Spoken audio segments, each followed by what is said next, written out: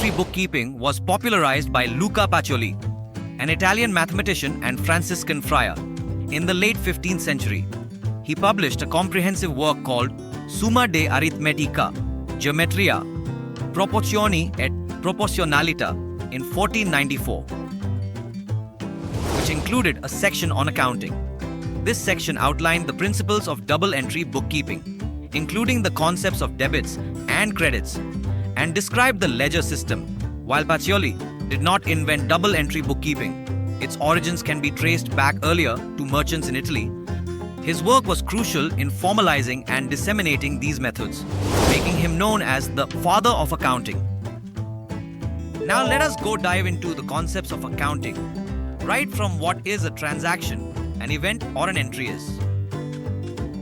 We will also look how an accounting cycle looks like, along with the formats of various accounts. A transaction or event in accounting refers to any activity that has a financial impact on a business and can be measured in monetary terms.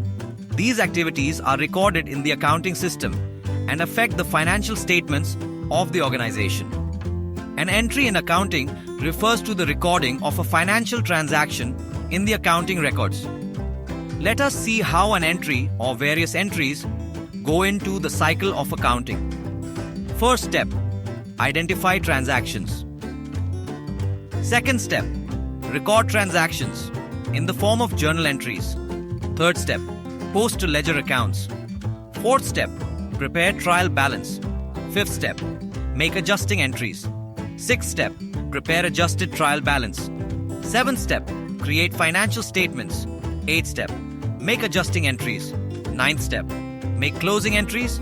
10th step, prepare post-closing trial balance. 11th step, maintain records. Let us now look in which format entries are entered as per accounting. Every format is in the form of T, where debit goes onto the left side of T format and credit goes into the right side of the T format. Debits should equal credits to ensure accuracy in tracking financial transactions and maintaining balance in the accounts. Each transaction affects two accounts, so they need to match to prevent errors. When debits and credits are equal, it provides a clear picture of the business's finances, helping to keep everything organized and correct. Before going deep, we will now look at the first and foremost entry in any business entity, which is investment by the owner for an idea. Suppose the owner invested 5 lakh rupees into the business. Then we debit cash and credit capital account with the same amount.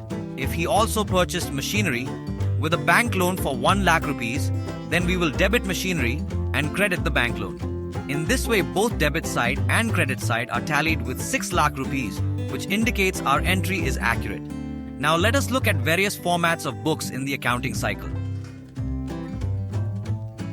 An entry is recorded in the form of journals in this format. Journals are transferred to each ledger accounts in this format. All ledgers balance are transferred to trial balance in this format.